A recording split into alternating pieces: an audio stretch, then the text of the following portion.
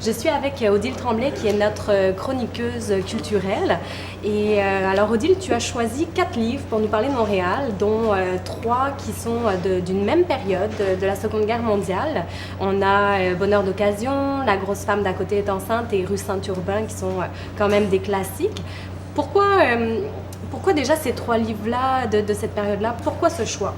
Bien, d'abord, je me suis dit que la Seconde Guerre mondiale était une période charnière pour le Québec, pour Montréal aussi.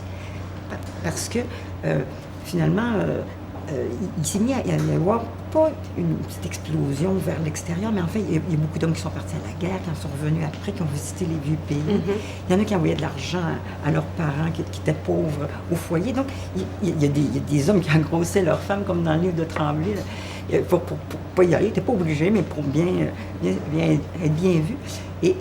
Donc, c'est une période où il y a eu un premier éveil. En plus, ce sont des grands auteurs. Puis je me dis aussi, tu comprends le présent quand tu comprends un peu le passé.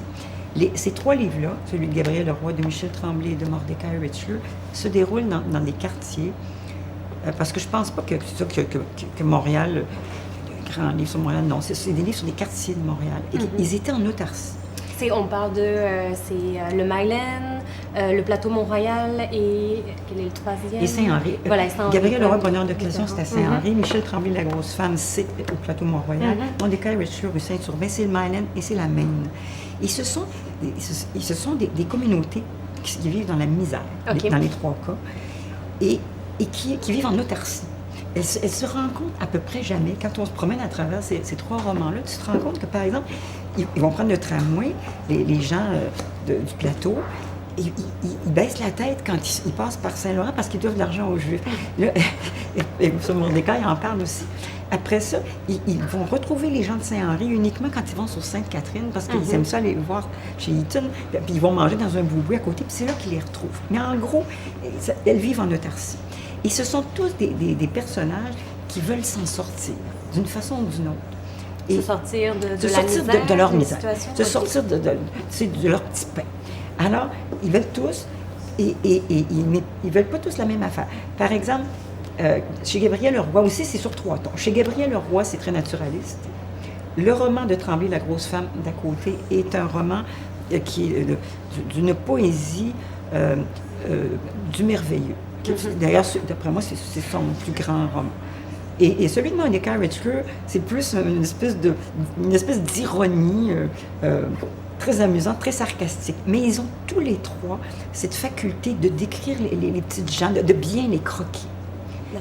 Donc on se sent dans les quartiers, même à cette période-là. Et chaque personne, ils sont capables de bien les décrire. Tu sais, c'est des conteurs, les 3, sur des tons différents. Et donc, ils vivent dans des quartiers. Et c'est très amusant parce que c'est l'autarcie.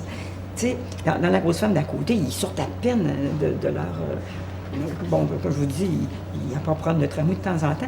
Ils vivent entre eux et ils sont dans la misère. Et le petit personnage, parce que ce sont 3 romans qui sont des romans d'apprentissage. Dans La grosse femme d'à côté, le petit personnage qui est un peu l'alter ego de Michel Tremblay, il s'appelle Marcel.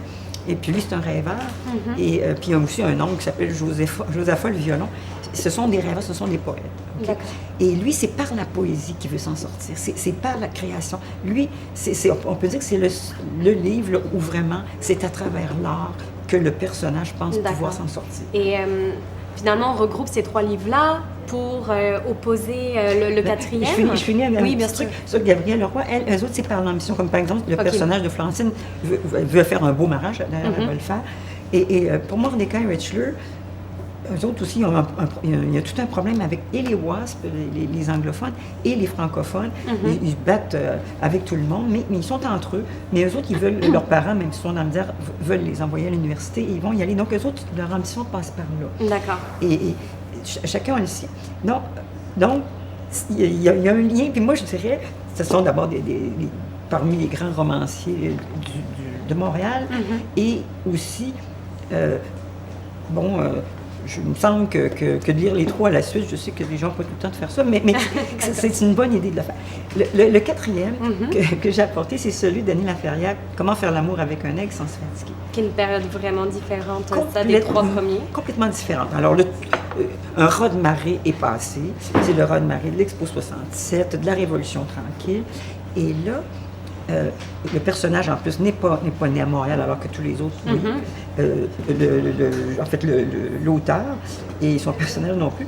Et donc, eux autres, lui, il arrive d'Haïti, il s'est sauvé, son ami avec qui il vit dans un 1,5, lui, il vient d'Afrique.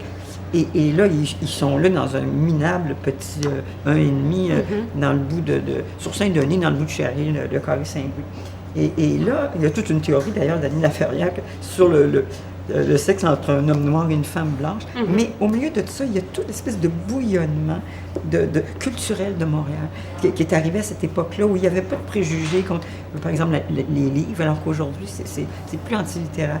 Mais à cette époque-là, tout le monde voulait tout essayer, tout le monde voulait tout connaître. Ça a été vraiment une période formidable.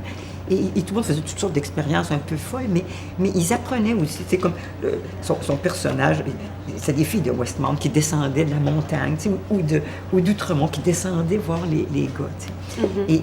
Et je me dis, c'est le fun de voir qu'est-ce qui est arrivé à des périodes vraiment importantes du Québec. En plus, ce sont 4 livres qui sont écrits remarquablement. Est-ce que le dernier s'oppose aux autres ou il leur répond ou est-ce qu'il y a un lien quand même entre eux? Il montre comment le Québec, justement, est en train de s'en sortir. D'accord. Et comment aussi qu'il y a des rapprochements entre les communautés.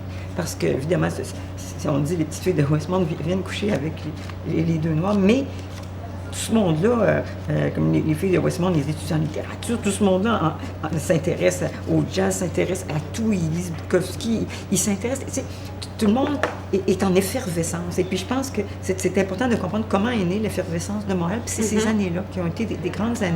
Puis il faut voir aussi qu'avant ça, il y a eu dans des quartiers de misère, mais que c'est ça qui a donné la meilleure littérature. Donc retourner dans l'histoire pour vraiment mieux comprendre Montréal alors. Honnêtement, oui, surtout par des grands auteurs. Comme ceux que je nomme, c'est vraiment des grands auteurs. Donc, tant qu'à faire, allez-y, lisez des bons livres, tu sais. Merci beaucoup, Odile. Ça me fait plaisir.